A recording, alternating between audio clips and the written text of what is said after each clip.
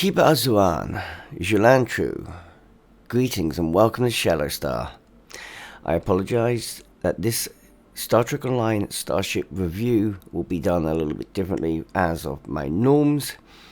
Not entirely more this introduction and way I play it. It's more because I'm not well. I apologize in advance. I will endeavor to keep my sickness much to myself as possible, but I hope you find this review informative. I would just like to note right now that yes, this is a Starship review video, not an overview. The difference between the two is I have the ship in this one. In an overview, I will specify what ship is on screen. And unlike with the Excelsior 2, this ship will not be getting compared to other ships directly because I feel no need for it. Not in a review. In an overview, I will do. So if I was to do an overview of this ship, then I would bring up some comparative alternatives. But let's be clear and straight to the point. No, I'm not drunk. I'm autistic. And yes, we are focusing on the Fek'Ihri Byr'Jai Interceptor, which we are getting from the winter event. Now, I'm definitely saying that wrong. I think it's Byr'Jai, but I'm an idiot. So if anyone would like to correct me for its pronunciation in the comment section below, please do so. I would greatly appreciate it. For now, let's get on with this. And that means bringing these beauties up. Hello, we start off with its stats. A tier 6 type escort. Her hull modifier is at level 65, 40,500. Now, her hull is 0.9, her shield is 1, her turn rate is 20, I'm going to come back to that in a bit. Her impulse modifier is 0.22, her inertia rating is 80. With bonus powers to weapons and auxiliary of plus 10, and a 5-2 weapon layout, she can equip dual cannons as you'd expect from an escort variant ship.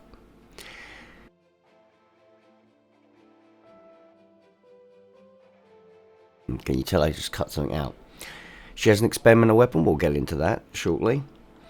A beautiful universal console. Her console layout is 425. She requires 20 days of event cost, or you can buy her out for 1,000 Lobi. I personally actually threw money into the game to get her early. That's why I have her right now, so I could buy her out, because I didn't actually have any Lobi. My bad. Probably comes from me not opening lockboxes that much anymore. Yes, cryptic.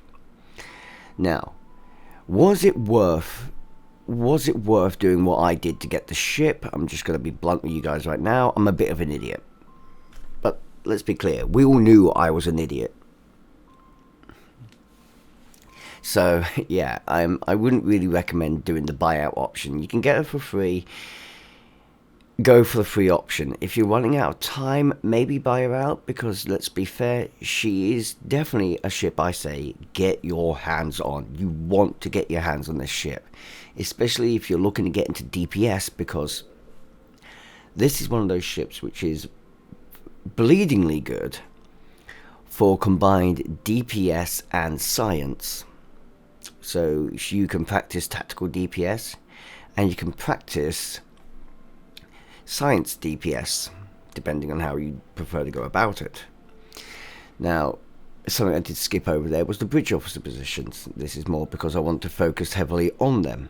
So, I'll get to that in a second. What I need to state right now is that turn rate. Now, when I did some testing of this ship, I flew it in stream. I can't help but feel I need to bring up that, oddly, this ship didn't feel like it had a turn rate of 20. Felt closer to a turn rate of 10, considering I was flying the ship unmodified. I have actually managed to get my Mirror Galaxy X, my Lexington, and my Jupiter to all maneuver better than this ship does in standard. Now, with a turn rate of 20, I'm finding that extremely hard to believe, unless I'm a lot better at boosting turn rate than I thought I was. Yeah, I'm not that good. So there may be some minor bugs with movement, but I'm sure that will get fixed in time. As for defensive wise on an Interceptor, well, as a couple of viewers so rightfully pointed out, Interceptors are known for being quick and hard hitting. Not exactly being maneuverable, more get in, blast, get the fuck out. They don't really turn, they just straight line it. So having a sort of glass cannon to the ship is kind of fine. And to be fair, the fact that this ship did seem to have a lacking turn rate, despite apparently having a turn rate of 20, again, I'm not going to be overly against it.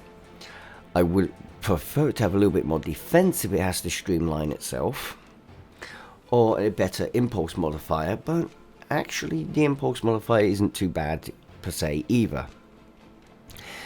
Safe to say the ship is, in my opinion, a very good vessel. But then we get, as I was going to say, to the bridge officers. Now the reason why I held to these is because I might be having an autistic blindness right now, but this ship doesn't perform like I thought those bridge officers were going to make it perform. Let me put it this way, we have an ensign engineering, one lieutenant tactical with intel specialization, 2 lieutenant commanders, with both science and a universal. The universal lieutenant commander has temporal specialization, and then finally a commander tactical. So again, reversing that order for you: tactical commander, lieutenant commander science, lieutenant commander universal with temporal specialization, lieutenant tactical with intel specialization, ensign engineering.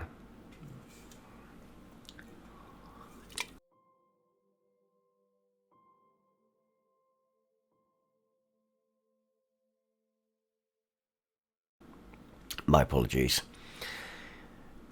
Now overall, that screams, obviously, very, very high science capability. And maybe if you go DPS, it's a little bit too much tactical DPS.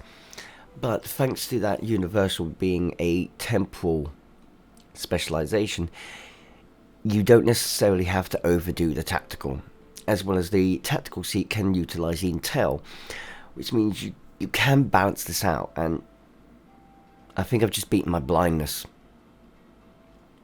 It results in this ship being very flexible between both supportive roles and DPS roles, and any form of DPS role you wish to take. Moreover, although the ship greatly lacks engineering potential, that isn't to say that you can't bring its engineering potential up thanks to that universal lieutenant commander seat. As for the console slots, well, I understand people are there going to be, well, you're not really getting over the top DPS, tactical DPS, because you've only got 4 tac slots, and yes, with tactical DPS, those tac slots matter. But after X upgrading, you at least get to 5, and as long as it gets to 5, I say you're where you need to be.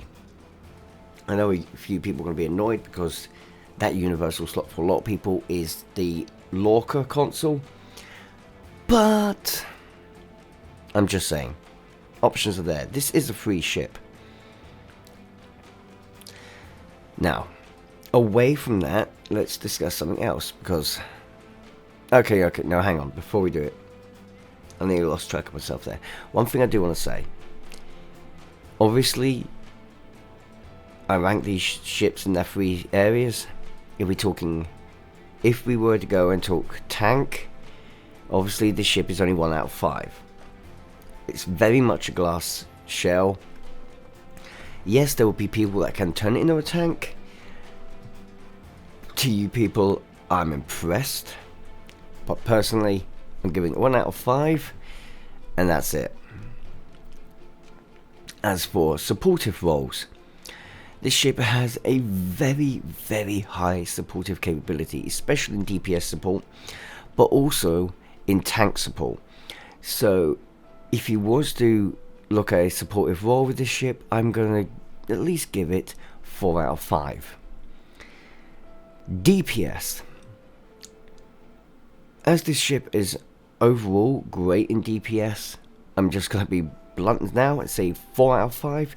The only way it could have achieved higher was actually to have had that 5th tactical slot to allow for 6 tac slots. But I'm not going to complain too much, because yeah, this ship is really good for a free ship. So, where was I about to go? Well, to the consoles, funny enough. As I said, I've not modified this ship out. Unfortunately, I can't show you the base stat of this experimental console, but if I'm honest with you guys, this is one of those consoles where if you get it, I advise upgrading it. Because it... Okay, I'm going to be blunt right now with you guys. It is not...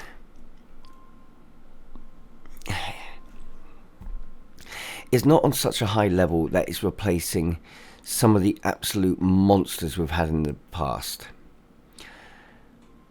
I've compared it up against others in its capabilities. There are certain ones I would still utilize myself. Solenoid Wave Impeller is still easily the best when it comes to your science area. In fact, is it Solenoid Wave Impeller? Oh, hang on. The Ravager Shriek, I would put on par with some of my favourites that you can see down here. For a list of my favourites, you have the Experimental Hold Spike Battery, the Terran Repeating Warhead Launcher, the Experimental Railgun, the Experimental Slam Shot Magnetic Artillery, the Graviton Implosion Charge, and, of course, everyone likes it, the Soliton Wave Impeller. Now, I'm going to be honest with you guys. I did a little bit of DPS running for these, and the Soliton Wave Impeller is, from what I saw, is still slightly better than the Ravager Shriek. But I will say this. The Ravager is a bleedingly good experimental weapon. If you haven't got the Soliton Wave Impeller, then I would actually say the Ravager could be a good optional replacement to it, keeping in mind that it does have its certain weaknesses in comparison. However, let's be straight here. The subject here is the Ravager Shriek, which is a AoE, fire damage and DOT with a 360 degree targeting arc.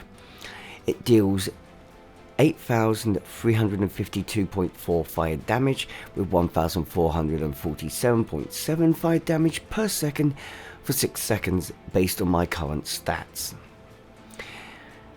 There is a 10% chance that it will confuse, which is one of its great advantages, and the confuse will last for 9.5 seconds. And to yourself, it is a -10 weapon power per firing, and during the ambush cloak and all that stuff, it still gets its same benefits. So if you do wish to take advantage of a cloaking system on this ship, it will work. Now, how would I rank that console? Out of 5? Obviously, since I'm pulling on par with the Soliton, keep doing that. I clearly think very highly of it. So I'm going to give it 4.5 out of 5. It puts itself in the same category as only 2 other weapons in my book, so hey, it's doing something. Yes, the Soliton is the only one that gets 5 from me. It's the base benchmark for me. Now, in our little science console slot here, Portal of the Damned is a very, very nice console. And hey, you can now summon hell. Not that you wasn't already doing that with some of the past Fek'Ihri ships, but okay. This console has great advantages and is very beneficial to any kind of science or exotic builds. Specifically, because of the way it functions. It has a plus 28.5 armor penetration with weapons versus foes affected by a DOT, which is ironic, that is exactly why I say this is so fitting for specifically science builds, as science builds tend to have the most DOT. Don't get me wrong, there are DPS tactical builds that also have it, I'm just saying. Also, a plus 28.5 Starship Exotical Particle Generator. Hello, EPG. I'm just saying. I know I've not said it yet, but EPG builds. Yeah. EPG. The all exotic damage builds. The ones that truly work with your science DPS, and Lord have mercy. Like I said, this console is completely focused around that, clearly. I wouldn't recommend this console to a tank, obviously. It's completely unsuited. I would recommend it to DOT tactical DPS builds. Only that type of tactical DPS. But I would definitely recommend this console to any Psi-based build you're going for. And I'll even include it in there for support builds, purely because this is going to be doing enough sort of damage generation that you are hopefully helping prevent more damage to your DPS allies and your tank allies, without completely taking away from the threat generation of the tank. I should probably mark that a little bit, because you get this console wrong and yeah, you're going to start generating heavy amounts of threat, but in theory this works well alongside a tank. Okay, I've not mentioned it before, so I'm going to mention it now. The idea of tank or support tank is literally you want to be able to prevent damage to a tank or help a tank handle more damage while not generating threat. So basically you want the tank to still be generating more threat than you, which is fucking easy, they generate ample amount anyway, but you also want to be kind of lessening the damage that the tank takes. This console can help that, purely in the fact that, if done right, you're going to be helping quickly annihilate enemies that are doing damage to the tank.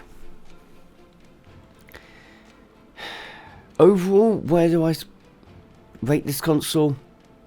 Well, with an explosive fire hazard that summons lost souls, with a 135 targeting arc, opens a portal for 30 seconds and it spawns lost souls that deal fire damage. On initial activation, it deals 1,549.95 damage with a 5 kilometer radius. A beautiful AoE effect. For each second, it's minus 30 accuracy rating and 661 fire damage in a 2.5 kilometer radius, lingering for 6 seconds on each enemy affected. For each second, it creates another lost soul, which will last for 30 seconds and will deal around 2,029 physical damage, ignoring shields to random nearby foes, up to twice per second.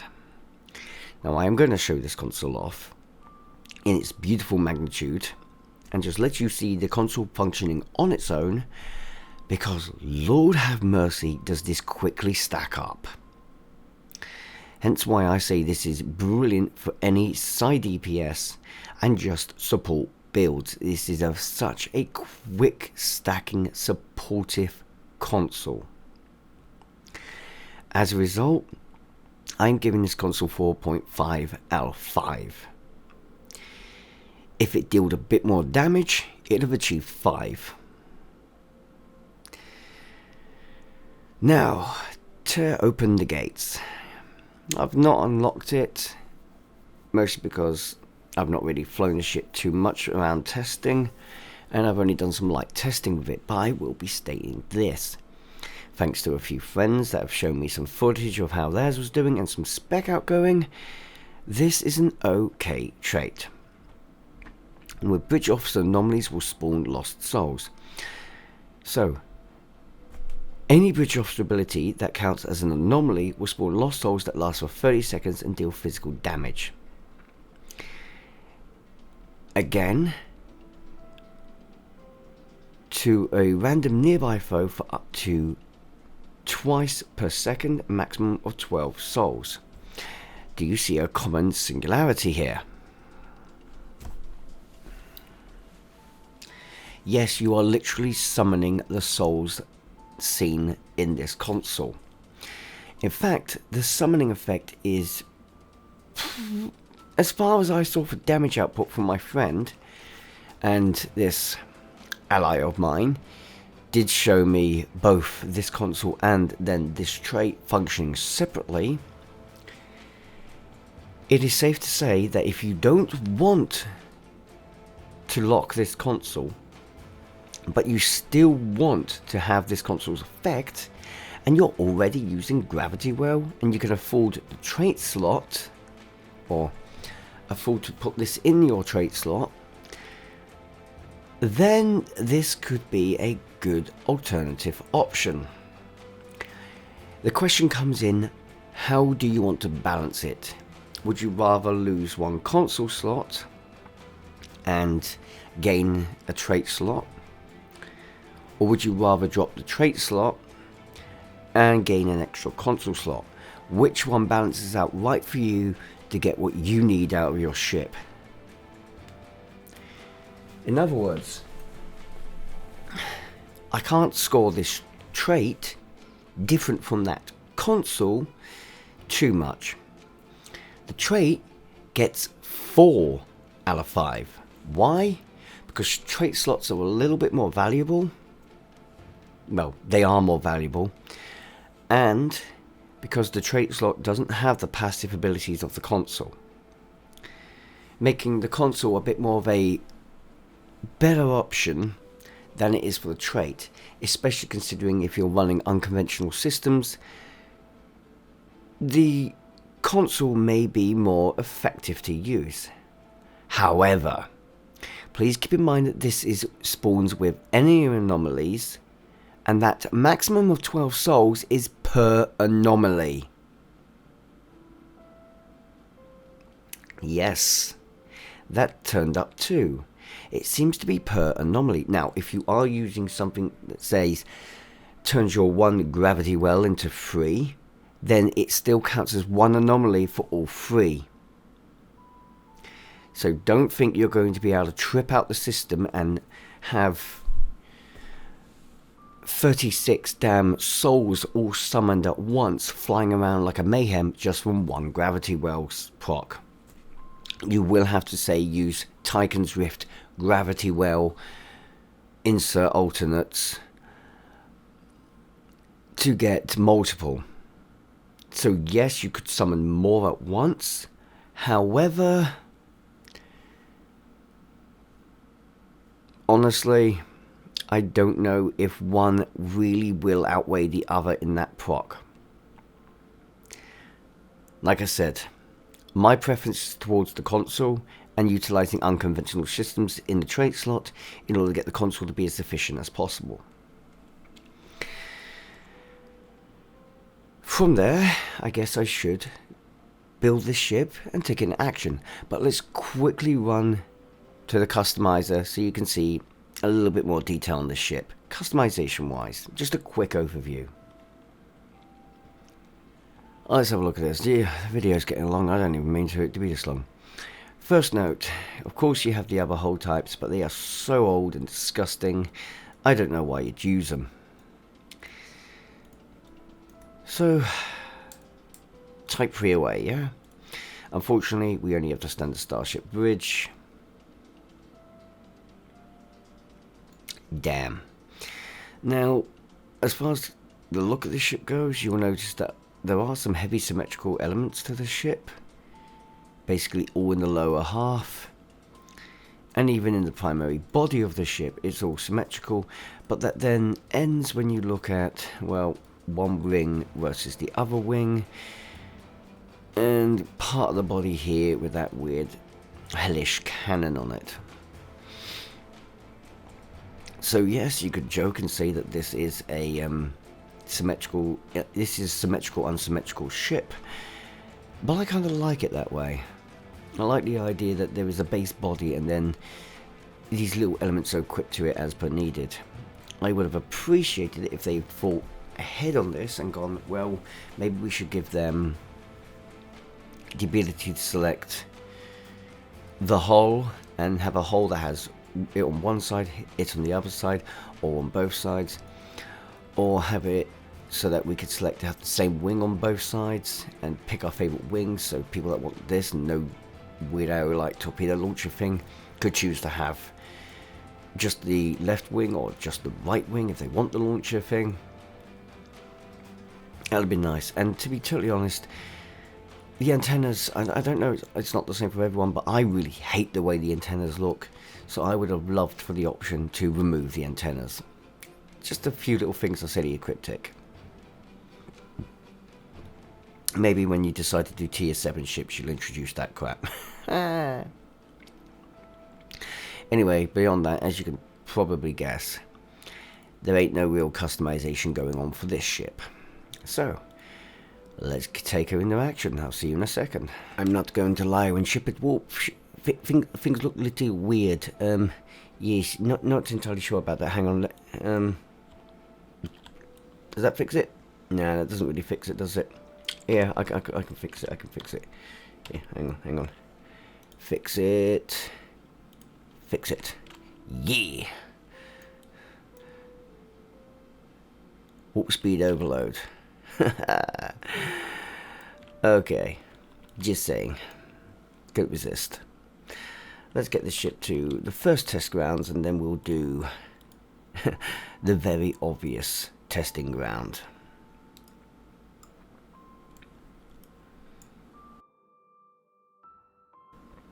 Okay guys, so what have I gone for here? Well, you could probably tell by the bio armor, we're gone a bio build. Since the ship is standardly anti-proton, I went anti-proton. This is a support build.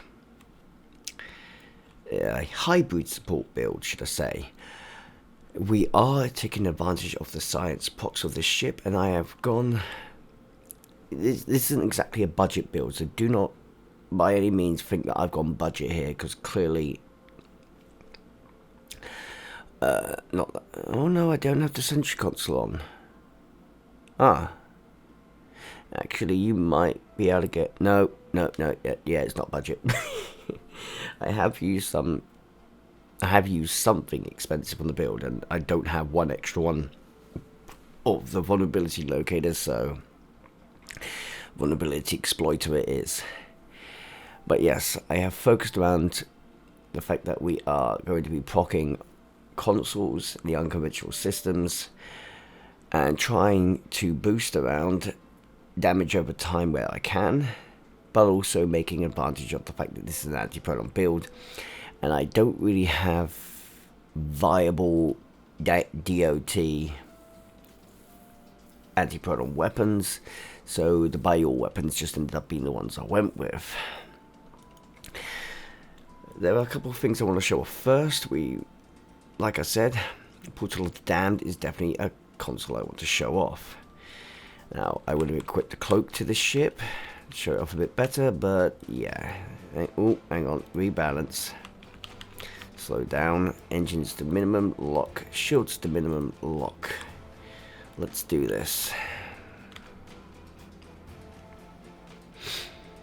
Now, I want to show off what this can do really, so it would be nicer if I got them together. Show combat, I'm not going to show anything off. And pull the damned and let's cloak. Get that going, and you can now see exactly what this console is doing. It did. Oh, I'm targeting lost souls. You. There we go. Look at that damage. Because he's close to all going for that one, and they're just ripping the Jem'Hadar attack ship apart. It would have been better if I had all the enemies around the console, which is the negative to this, but obviously this is where you combine it with things like, I would say a good console to combine it with would be, well, a good bridge ability to combine it with would be gravitational well, and of course I'm using electrified anomalies, so these burgers wouldn't last very long. Look at that. He's trying to fight off the Lost Souls. And that's the thing. The Lost Souls all got their own health. They last until either their time expires or they're killed. That makes them very dangerous. And hey, even after the console has expired, looks like these guys are still up for roosting. How about this console though? Let's turn off auto fire quickly. And we'll try to experiment the weapon out, shall we? Which, as you can see, is actually really strong. Oh dear, a little bit of confusion happened as well. So, for apparently a low chance of proccing, I got that first time. Can I kill these guys with just the experimental weapon? I'm not gonna lie, the experimental weapon looks like I'm firing crystalline energy torpedoes, the anti-proton energy torpedoes, which are torpedoes I'm quite fond of. So seeing they look the same, that's quite nice to me. Damn, that does some output. Can you imagine if I combine that with Temporal Surge? Geesh, be wiping these guys out. Let's see how good the console can be though if I combine it else with fucking Nora. We're going to come around here, find the other group. And this time I'm going to be a little bit nastier to this group. I'm going to just fly on in. Unleash gravity well and the anomaly together. And in theory, that's going to wreck them. If I don't see all three destroyed by this, I'm going to be really disappointed. Oi! Motherfucker, I'll turn on you in a second. Don't think I won't. It's not like I'm not tempted to go and go, whoopity! Unleash the hellspawn. I love temporal anomalies. Just look at that go. I'm not using any special abilities, just standardly firing on in. Well, other than an anomaly I launched. Nice and killed. Easy. Easy peasy lemon squeezy. So let's ignore this. That's not what I'm thinking of, is it? Patrols. Okay. Hello, Nightfall. We must be in a social zone. Fuck yourself. Yeah. Whoopee whoopee.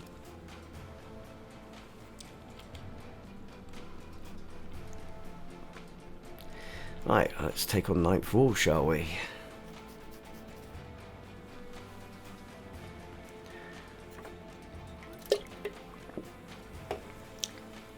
If I'm going to turn around and say this ship is as good as I want it to say it is, well, we'll see in a second, won't we? Well, I reclause any of my stats. To be fair, I am actually now wishing it did actually have that 5th TAC console slot, because I'm not even using it as a 5th tack. I don't have Lorca console, so it's fine for me.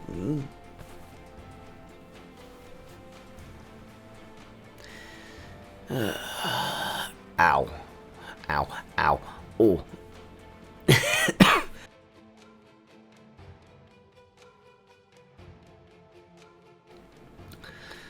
Don't mind me, just locked up for a second there. Oops. Right. Nightfall Bayou. Fek'Ihri Bayou ship away. Let's do this. I'm gonna make him cry if I can. Oh yeah, if anyone's wondering why I've named this the Dantela, it's named after my little hellspawn of a friend that is absolutely epic. In my opinion. Some people would disagree with me, but I don't really care. Get wrecked.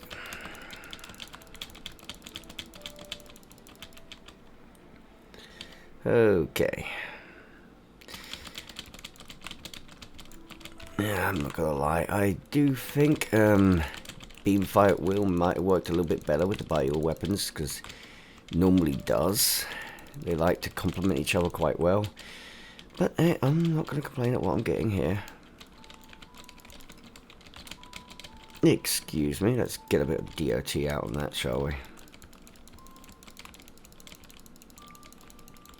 Hello.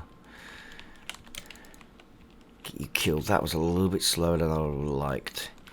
To be fair, actually, if I'd gone with the traits to support Beamfire at Will in this situation, clustered them together and utilised it as effectively... Oh, actually, Beamfire at Will and a certain magnetise enemies together trait would actually combine really well with this console. If your primary target was the enemy in the middle of the Beamfire at Will. I've got to remember that.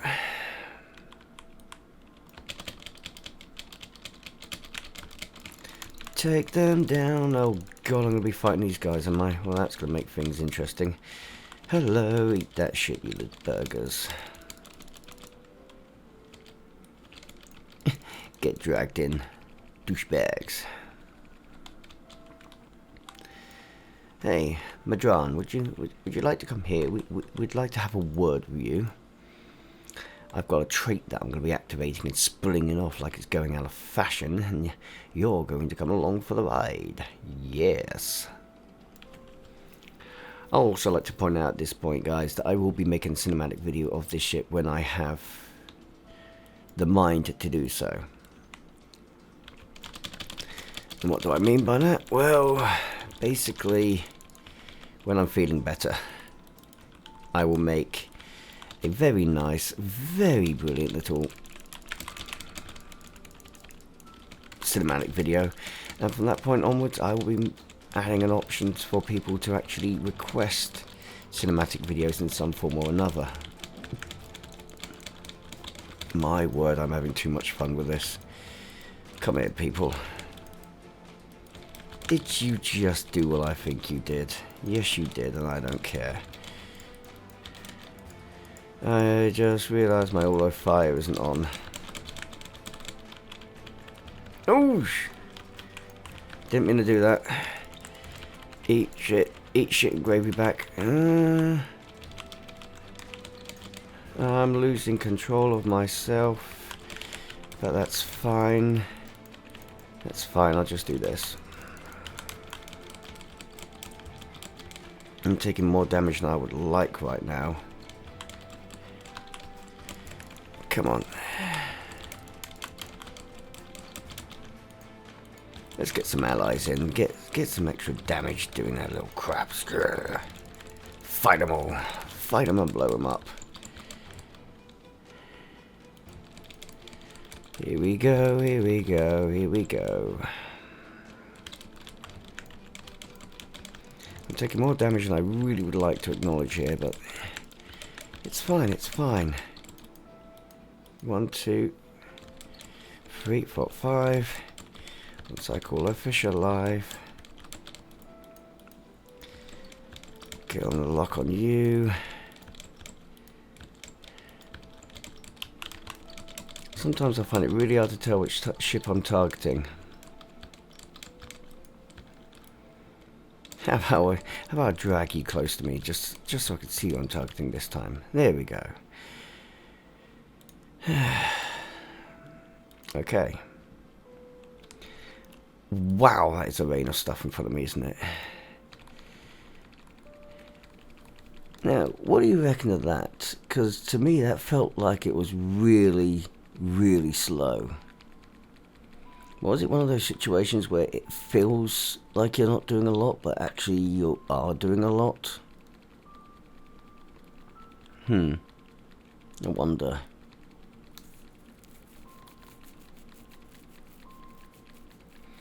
I've always considered doing an actual combat log while doing this area and just seeing how it turns out, but I've noticed most people don't do that, and I'm wondering if that's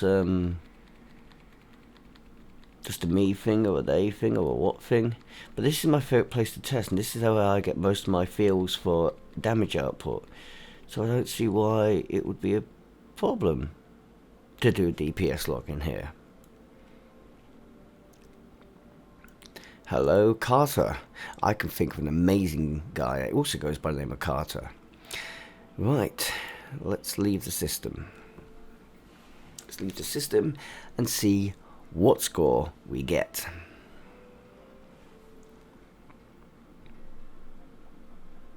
It's going to be positive or negative. I'm not actually that bothered. But, come on. Have I got full unlock? This is always something important to me. If it achieves full unlock, it gets high marks from me. If it doesn't, it loses a mark. Yes, that is something I do because I'm an asshole. It's beautiful and you get nice lighting in this area. So, yeah, I quite like this region. Oh, I say. Right, well, this beautiful ship.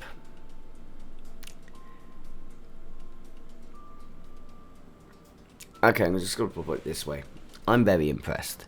I think the console and the tray are both brilliant for their set areas. Now, obviously, I'm not going to advise this console and this tray to everyone. This is definitely a ship, and everything about this ship is towards the players that like to take advantage of EPG, side builds, and anything basically under the similar categories. It does not suit tanks at all, but as you saw, tough little ship considering I've not done a lot to boost its defences there. I was expecting to at least die once.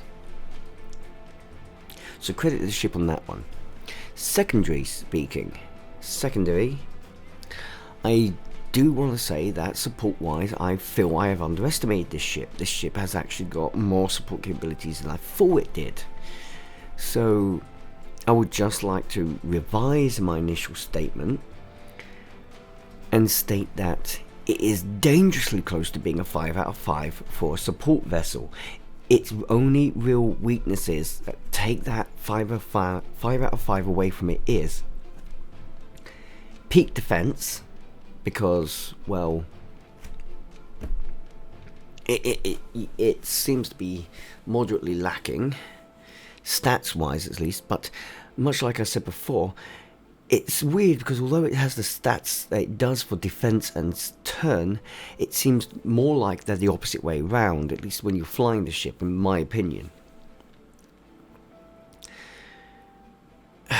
Yeah, but what literally the only way to get this ship 5 out of 5 is to have one extra engineering console, which is actually how I'm utilising the ship. Because I do feel in support builds you want to at least have 8 active consoles towards support. 9 or 10 is the optimum, 8 is the minimum. This means overall you need 8 you need 8 engineering and sci consoles around. As far as DPS goes, DPS with this ship is fun. It's a free ship with a huge amount of power, and it is definitely fun to fly the ship. If you are a DPS player, I would surmise that you guys can get insane levels of DPS capability out of this ship that I will never come close to. I need a ship like the Kelvin Intel Dread or similar to ever have a hope of doing decent DPS on my part, because I'm not a good player in that sense. I run support for a reason. However, I will say this. I do feel that as an escort, it probably would have been better for this ship to maybe have pulled a Arbiter or Moog. And I don't mean in the sense of having 5 tack, 4 engineering and 1 psi. I mean, it probably would have been funny if this ship was a 5-1-5. Yes, that would obviously detract from its overall support capability. Like I said before, it's brilliant in support. But what this ship majorly excels in is its overall DPS capability. And if this had been a 5-1-5, this ship would have been a psycho hybrid DPS vessel. And for that to be a free ship, I would not be complaining. I really would not be complaining. Because X upgrades can still have 2 engineering consoles. And actually, I am now waiting to see just how powerful a 5-1-5 Intel or command ship would be. Come on, Cryptic. You know what I'm asking for now. Oh, I've just finalized what my idea of a tier 6 Fully Mesh Weaver would be. I might actually finally get that video out. Yes, I've been experimenting with it. Guys, if you're not, sincerely, please try to get your hands on this ship. Because my overall score of this ship, quite frankly, is 4.5 out of 5. And do you know what would have gotten it 5 out of 5? The customization options that I recommended. Literally, because this ship is a free ship that you can easily acquire, I strongly advise that you try to get your hands on this ship. Its console, its traits to me are must-haves. They may not be metas, but they're definitely worthwhile getting your hands on them so that you can have some fun and play around with them. The ship itself is brilliant for anyone who's new to the game and you're looking to actually getting yourself into a specific role such as DPS or science DPS. 100% guys, please, new players in that category, get this ship. I'm begging you. It will do you so many favors. It's a free ship that will get you and teach you everything you need to know about those specific roles if that's what you're interested in. People who have experience in the game and you're looking to change role to such roles, honestly, I would say you're probably already got a ship viable for that. But hey, if you don't, go for it with this one. This is definitely a ship I recommend picking up. And Cryptic, thank you for not locking a ship this good behind a paywall. I really appreciate it, and as a result, I'm very glad that I actually spent money to get this ship. I know I could have got it for free, but this is one of those situations where I feel like you deserved to be paid for it. It was, yes, I just said that. I know I belittle Cryptic for what they are with the gambling boxes, but that doesn't mean I feel like putting money into the game after you purchased it or such isn't worthwhile doing. This is a free-to-play game, and it needs to maintain itself. When they do something like this, I would happily pay in support to it. Cryptic, thank you. Very much appreciate it. And I'm going to be honest, if I had worked towards getting this ship for free, got it for free and found it like it was, it would have been one of those situations where I've asked Cryptic, is there a way I can pay the support? I've done that to a game in the past, actually. Yeah, they told me there wasn't. So I just paid a huge amount of stuff in. Just bought a load of stuff that I didn't need for no apparent reason. Fuck it. Guys, thank you for watching. I'd love to hear in the comment section below what you think of the ship. Are you as happy about it as I am? Because, Lord have mercy, I am definitely happy if it wasn't obvious. Hopefully, I'll get to see you guys next time. And, yeah, this ship is going to be one of the ones getting a visual review too. Oh god, my throat's coming back. Excuse me. Thank you to people creating on screen right now, as their generosity helped to make videos like this possible. And hopefully they don't mind the fact that I paid to get a hold of this ship. Until next time, guys. Stay safe. And ciao for now. May your winter be warm in these trying times.